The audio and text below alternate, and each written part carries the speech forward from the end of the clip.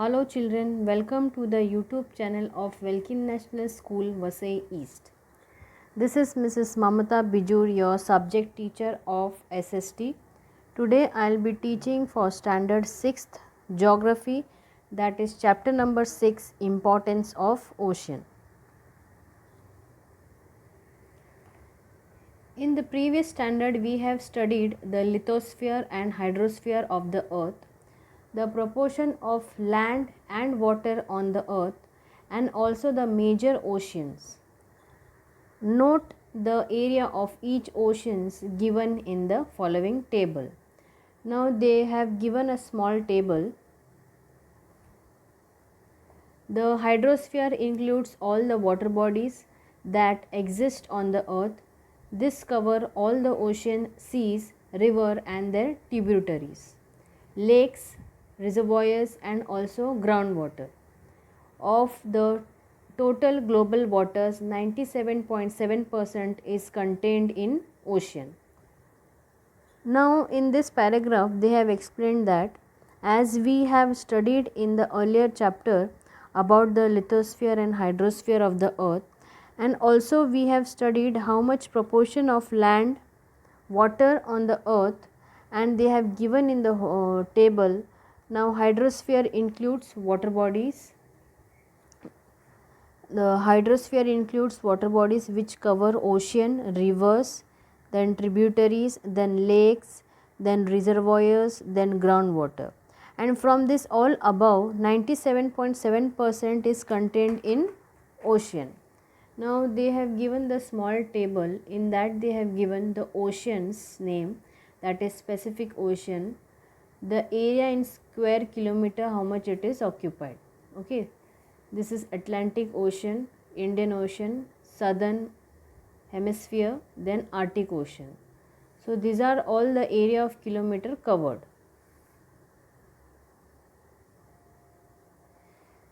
This is the living things in the hydrosphere. These are all the living things in the hydrosphere.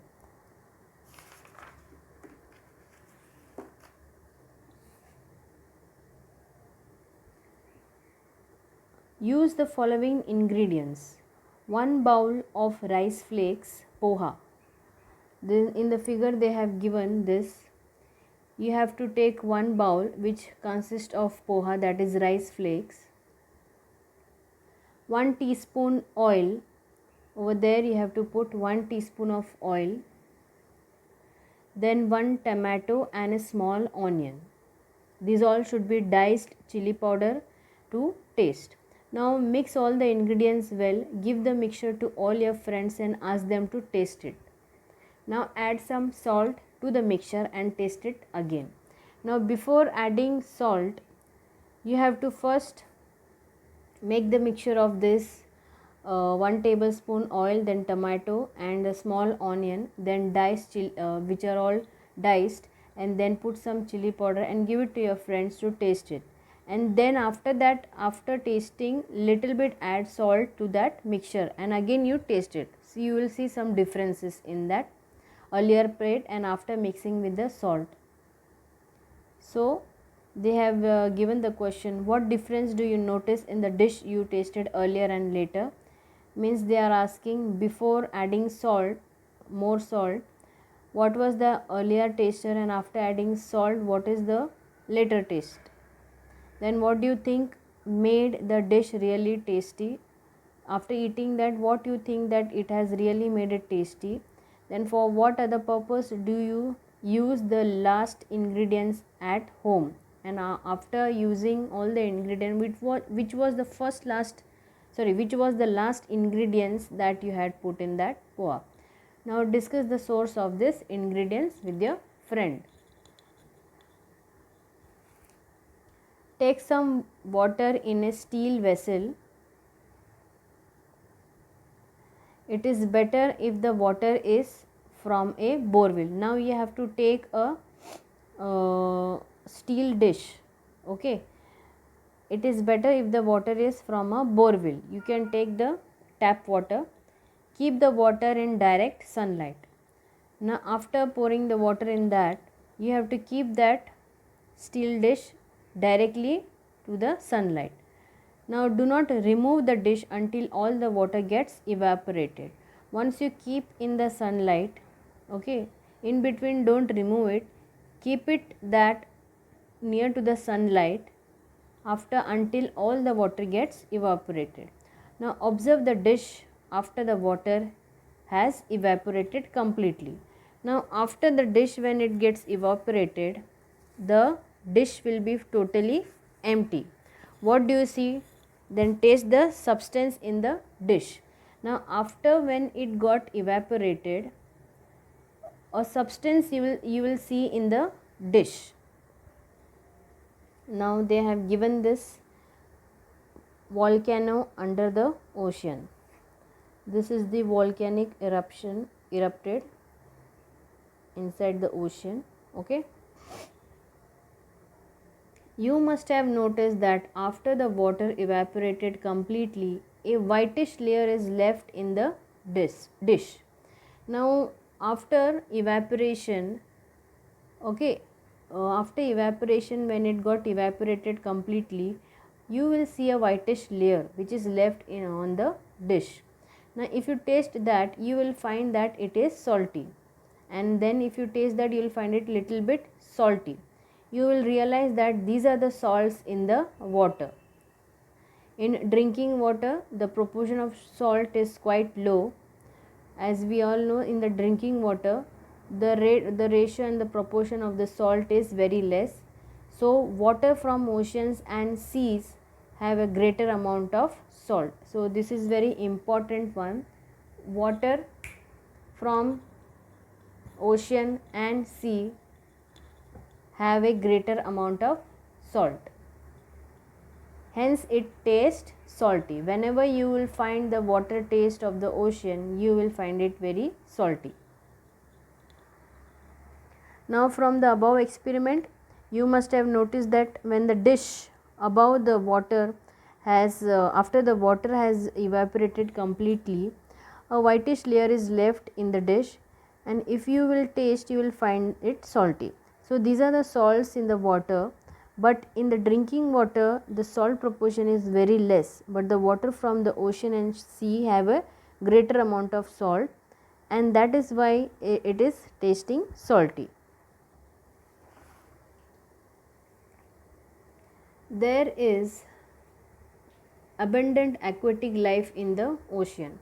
From the microscopic planktons to huge whales, different types of living things are found in the ocean. Once they die, their remains accumulated in ocean. All the rivers flowing from mountain or hilly area finally meet the ocean. Sediments from eroded lands, trees and bushes flowing with the water, dead remains etc. enter the ocean with this river water. In both the above process, the dead remains decomposes, releasing various mineral and salt in the ocean water. Volcanic eruption occur on land. Similarly, volcanic eruption take place in the ocean as well. See figure 6.3. During volcanic eruption, different minerals, ashes, salt and gases are added in the water. This increases the level of salt and minerals in the ocean water. Due to the continuous evaporation of oceanic water, the proportion of salts increase. All these things make the ocean water salty. The salty of ocean, the salinity of ocean water is different at different places. Then salinity is expressed in terms of mils, particles per thousand. The average salinity of oceanic water is 35%. The Dead Sea is known to have the maximum salinity. Its salinity is 332. We obtain salt from the salty water. Salt as a substance is obtained by constructing salt pans in the coastal area. See figure 6.4. salt is an item in our diet. Many minerals like phosphate, sulfates, iodine, etc. are also obtained from the sea. We depend on oceans to some extent for minerals. Now figure 6.4 is this one. This is the salt pan. See, these all are the salts got collected. These all white if you see, these are the salts got collected in the field. Now over here in this explanation they have given that there is a large scale of aquatic life in the ocean. There are different types of living things you will see in the ocean, and once they die their remains get accumulated in ocean.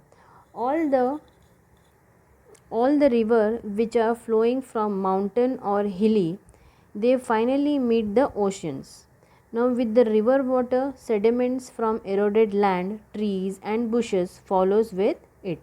Whatever living things die, their remains get decomposed into the various minerals and salts in the ocean water and it get released.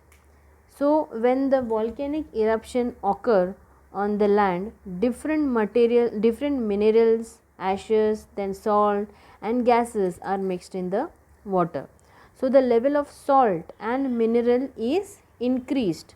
So these all things make the ocean water very salty, and this salinity is expressed in the terms of mils. The average salinity of ocean water which we have read is 35, and the Dead Sea have remained salinity is the maximum salinity, that is 332. Now in the coastal area the salt is the substance obtaining by constructing salt pans. As we all know that salt is an important ingredient in our diet. It contains what? Phosphates, then sulfate, iodine, etc., which is obtained from the sea.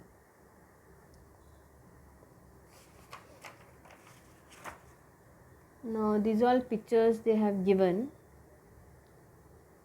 These all the which all items do you all include in your diet, then which is the non-vegetarian food, which is the vegetarian food, then these are prepared from which aquatic creatures. Okay. Explanation. Many of us include fish in our diet.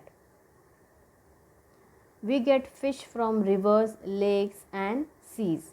The proportion of fish in seas is much greater than of those in river and lakes. Catching marine animals is a large scale activity the world over.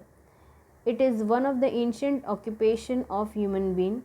Though food is major purpose of this activity, marine animals are also used for the production of fertilizers, pharmaceuticals and also in research. In India, people mainly consume prawns. Prawns is said as columbi, then clam, that is tisri, then crab, fish, that is surmai, mackerel, that is bangda, then pomfret, that is paplet, then Indian shark, that is mori, then Indian salmon, that is rawas, etc. Many of other types of marine animals are consumed in different parts of the world. The life of the people from countries that have a coastline largely depends on the sea, especially if there are few other occupations. Seychelles, Mauritius, Maldives, etc. are some of these. Now over here they have explained in the paragraph that we include many of the things in our diet, that is fish, and which we get it from the river, lakes, seas, then fish in the sea, that is that comes in the large quantity, Then marine animals are also used in the production of fertilizers, pharmaceuticals. There are variety of fish like prawns, clams, then crab, etc. in India. Even marine animals are consumed in different parts of the world. Then people who are living near to the coastal area, they largely depend on the seafood. You must have realized from the above activity that there are differences in the this is the oceans and climate. They have given the place, the country, and their maximum temperature over there. This is the minimum temperature. Okay, that is placed in the Beijing, China country. The maximum temperature is 18.4 and minimum is 8.4. These are the temperatures they have given. Okay, you must have realized from the above activity that there are differences in the temperature of different places on the earth. Similarly, there is a difference in the maximum and minimum temperature. This difference is less in the coastal region, nearness to the sea, while it is more in the region far away from the sea, that is continentally. This means that in region close to the ocean, seas or large reservoirs, there is not much of difference in the temperature throughout the day. The main reason for this is the mixing of vapor released through evaporation of water from these water bodies into the air.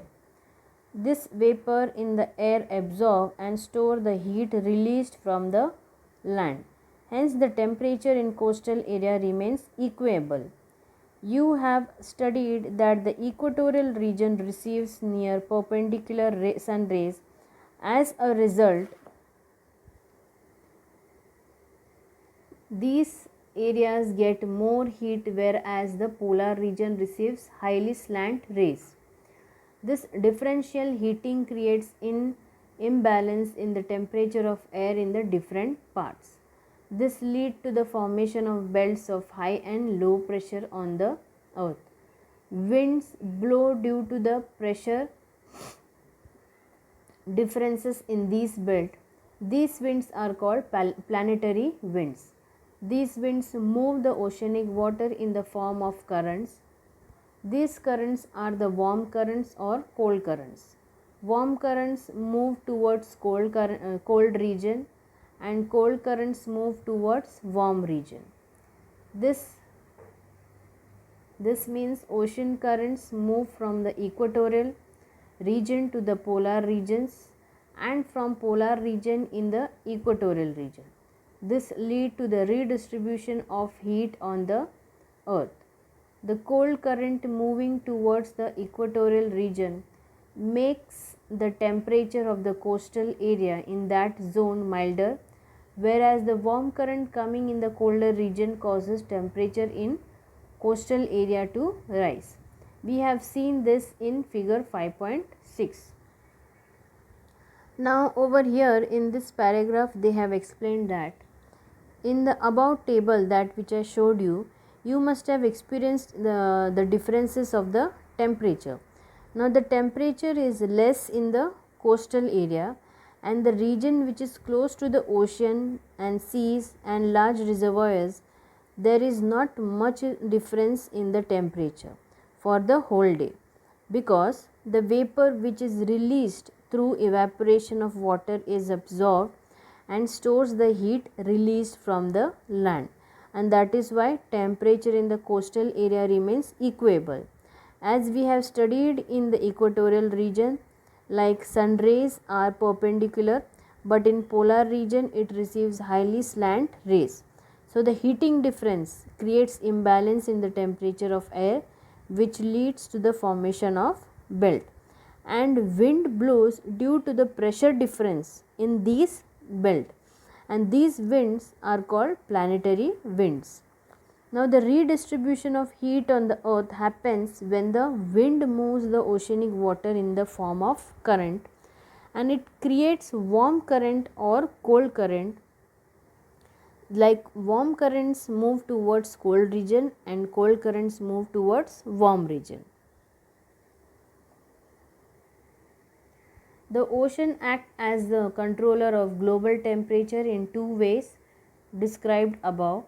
The ocean have a vast expanse, therefore huge amount of vapor get created. This process goes on continuously.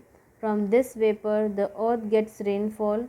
Oceans are the source of rains. The rainwater flows through rivers and streams and finally flows back into the ocean.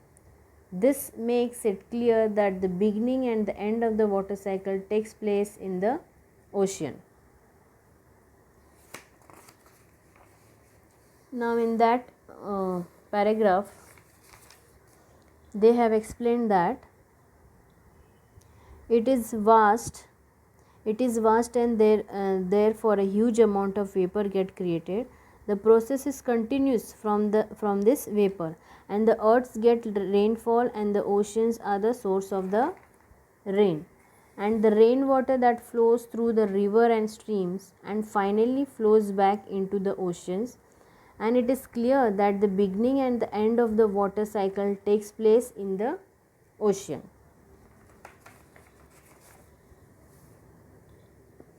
Oceans and resources. We have seen earlier that we obtain salt, fish, shells and other products from the ocean. Besides this, we get minerals like iron, lead, cobalt, sodium, manganese, chromium, zinc, etc. from the ocean floor. We also get mineral oil and natural gas. Now these are the stones. These are the minerals like, the first one is lead, this second one is cobalt, then this third one is manganese, and this is iron ore. We get precious items like pearl, corals or ornamental items like shells, as also medicinal plants from the sea. Now over here in the ocean and resource paragraph, they have explained that we get salt, fish, shells from this ocean, and we also get minerals like iron, lead, cobalt, sodium, manganese, chromium, zinc, mineral oil, natural gas. Okay, we get precious items like pearls, corals, then ornaments like shells and also medicinal plants from the sea. Oceanic transport. Oceans have provided us the most economical option of transportation. Large scale transport of goods is carried out with the help of ships, trawlers, boats, etc. International trade is carried out on a large scale using waterways. Then countries like Spain, Norway, Japan have a good coastline. Due to the good transport by oceanic route, these countries have gained importance.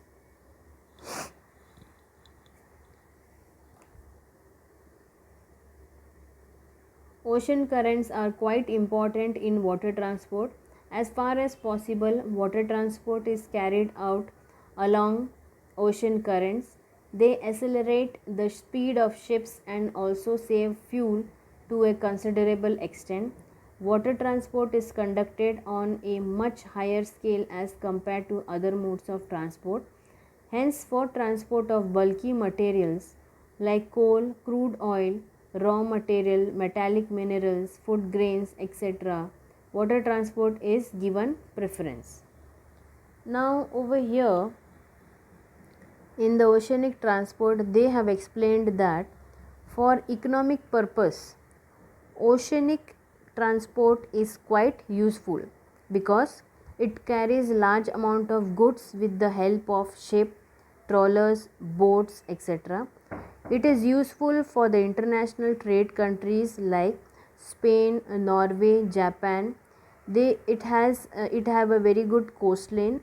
Many countries have gained through these oceanic transport route, and the ocean currents are very important for the water transport because they accelerate it gives the speed of the ship and saves fuel. Now, water transport is very much on a high scale compared to other modes of transport. Now, it carries a bulky material like coal, crude oil, then raw materials, metallic minerals, food grains, etc. Issues related to the oceans. After 70.8% of the surface of the earth is occupied by water. In order to fulfill his requirement, man undertakes many activities. This leads to the production of huge amount of different types of waste. Now this waste material causes pollution. Pollution of oceanic water is a major serious issue that has developed in recent times. That is oil spills. They have given the photograph of oil spill. See, this is the boat. Can you see the color over here, the water color? This is the water color, natural color of the water, that is, and this is the oil got spill. So the color is different, which is mixed with the water. Releasing the waste produced in the coastal cities into the sea. Now this is the sewage being released into the sea. This is the sewage. It's been released into the sea. Then materials thrown out from ships, exploitative fishing, cutting of mangroves forest in coastal area, disaster caused by water mines, then sewage released by industries and cities, that is figure 6.10 which I showed you just now. Then excavation carried out in the sea. All the things listed above lead to large scale pollution of oceanic waters. Now some coastal regions are proving to be death trap for aquatic animals. As a result, many aquatic animals are under the threat of being extinct. Example, the blue whale, some types of sea turtles, dolphins, etc. Now over here in this paragraph they have discussed about the issues related to the ocean. Now oceanic transport also have some disadvantages too. We cannot say it has only advantage, it also has a disadvantage. Now pollution of oceanic water is a major and serious problem, like oil spills, waste product in the coastal cities, then exploitation of fishing, then disaster caused by the water mines, then sewage which got released by the industries and cities. So these are the some waste products that is in the region which is mixed with it, so which proves the deep trap for aquatic animals. And there are some aquatic animals which are very harmful for their life, like blue whale, sea turtles, dolphins, etc. So oceanic issues are not only for advantage, it is also a disadvantage also for the environment. So students, we have finished this chapter. Hope you all have understood this chapter. Bye students, take care and have a nice day.